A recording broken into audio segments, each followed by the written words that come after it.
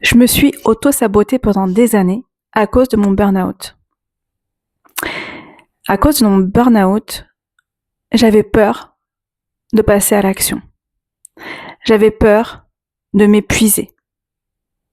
J'avais peur de retourner dans ce schéma où j'ai été contrôlée, où j'ai été brimée par l'extérieur, où tout ce que je faisais m'a épuisée parce que il y avait en arrière-fond de la lutte pour me faire reconnaître, pour être mise en valeur et pour prendre ma place. Et du coup, pendant toutes ces années, j'ai tourné autour du pot. Pendant toutes ces années, j'ai procrastiné. Pendant toutes ces années, j'ai mis un couvercle sur ce qui est évident pour moi de faire. C'est ce qui est évident pour moi d'offrir. Et c'est terminé. Parce que je prends enfin ma place. Et pour te dire que ce burn-out, en fait, cet épuisement que tu as eu ou que tu as peur d'avoir n'est pas là pour rien. C'est parce que ton mental a envie de te protéger. Parce que ton mental a envie de te mettre en sécurité. Parce qu'on n'est pas là pour s'épuiser au travail. On n'est pas là pour s'épuiser tout court au final. On est là pour vivre. On est là pour prendre du plaisir. On est là pour que ça soit léger. Mais attention, à que ça vienne pas bloquer, entraver tout ton process du masculin, celui qui donne la structure, celui qui pose les actions, celui qui va vers l'extérieur. N'aie pas peur de l'extérieur. Aie confiance en toi et en ton énergie. Et c'est pour ça qu'il est important, et c'est tout le process que j'ai fait pendant ces années, donc merci de ce process. J'ai appris à me connaître. J'ai appris à écouter mon corps, mon énergie. Et donc je sais que quand je suis fatiguée, je suis fatiguée. Et donc là, je reviens à l'intérieur de moi. Alors là, je reviens à moi. J'ai appris à écouter mon corps et à l'écouter quand c'est oui ou quand c'est non. J'ai eu tout un parcours où vraiment j'ai été à l'intérieur de moi, où j'ai analysé mes schémas. Et là, comment je l'ai vu, en fait, concrètement dans mon entreprise, c'est que donc d'une nature, je suis très organisée, très structurée. Et en fait, c'était le merdier. Hein. J'avais une idée, puis une autre, puis encore une autre. Oh, mais celle-là, elle est meilleure. Et en fait, ça me détournait simplement de ce que j'étais en train de faire. Parce que mon inconscient voulait m'éviter l'épuisement. Parce que mon inconscient voulait m'éviter la surproductivité. Je te remets droit. Elle voulait m'éviter de répéter le même schéma. Donc, il est important d'aller voir, en fait, pourquoi tu as peur de passer à l'action. Est-ce que cet épuisement est l'une des causes, est l'une des raisons? Est-ce que tu as peur d'être fatigué? Est-ce que tu as peur d'avoir une charge mentale de dingue? Parce que c'est ça aussi le burn-out. Est-ce que tu as peur de trop donner, d'être trop à l'extérieur et de ne pas être à l'intérieur?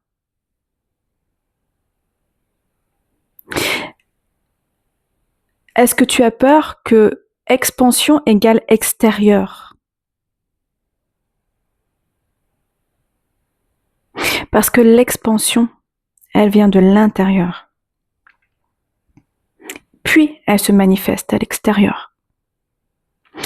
Et en fait, ça, c'est le gros problème des femmes.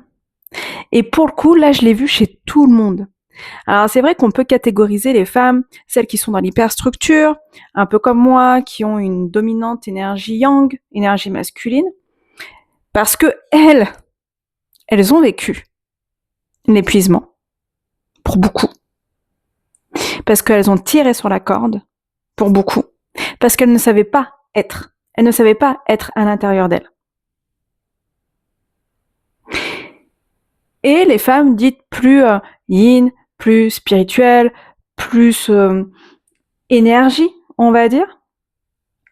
Mais elles, c'est l'anticipation d'être épuisée.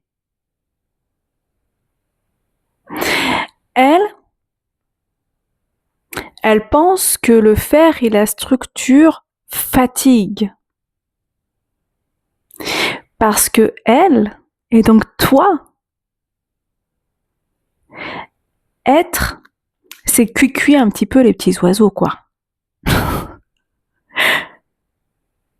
Parce qu'on nous a toujours appris ça. En fait, on a toujours dissocié les femmes plus dans l'énergie masculine à faire, et les femmes dites plus dans l'énergie yin qui étaient spirituelles, qui vivaient d'amour et d'eau fraîche.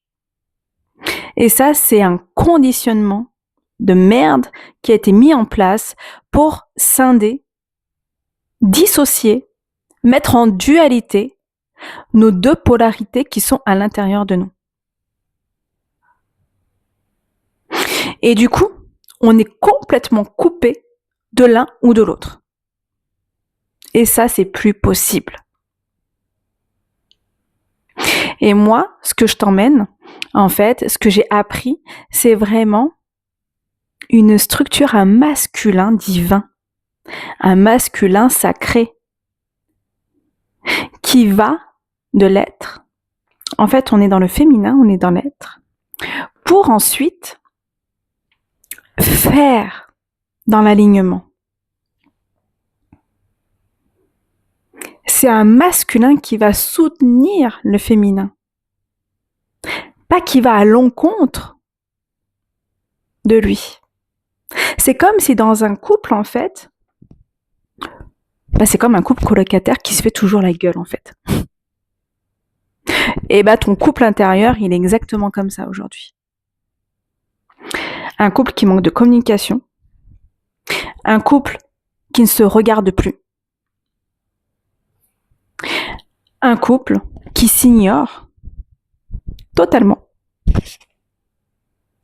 Et en fait, là, le but, c'est de les faire se rencontrer, s'alchimiser, s'aimer, pour que chacun reprenne sa place.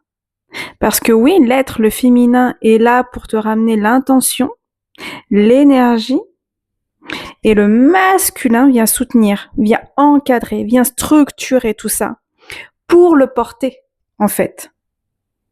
Dans un couple, c'est exactement pareil. Mais là, dans ton couple intérieur, c'est ça. C'est que ton masculin va venir soutenir ce féminin, cette créativité, en fait.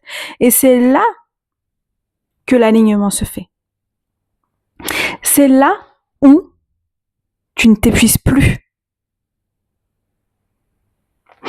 Et il est grand temps, en fait, que la lumière se fasse là-dessus. Parce que des burn-out, c'est plus possible.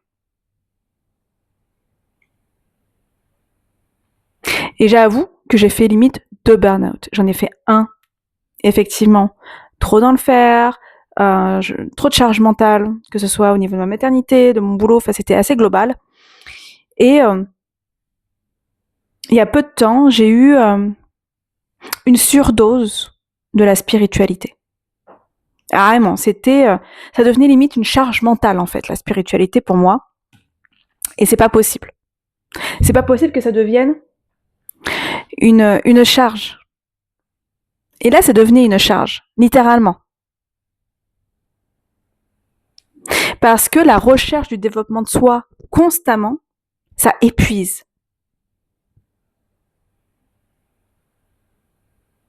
Donc, il est grand temps d'incarner celle que tu es et arrêter d'avoir peur, en fait, de t'épuiser. Parce que tu apprends à t'écouter réellement et à prendre des décisions, à faire des choix, à mettre des actions en place en fonction de ton énergie. Encore une fois, quand je me sens fatiguée aujourd'hui, je ne produis pas.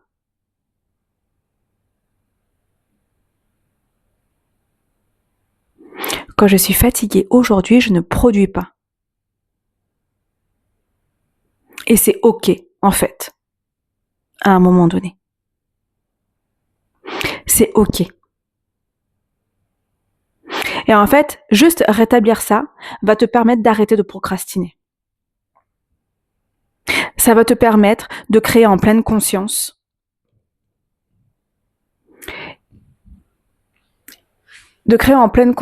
et vraiment de bâtir un empire qui est stable, qui est fiable, qui est solide, parce qu'il est soutenu par ce masculin. C'est lui qui met la base, en fait, de tout, hein. C'est lui qui met la base de tout. C'est lui qui pose tes fondations. C'est lui qui construit. C'est lui qui bâtit. Par contre, c'est le féminin qui donne les idées. C'est le féminin qui apporte la créativité. Et c'est là que l'alliance des deux est nécessaire.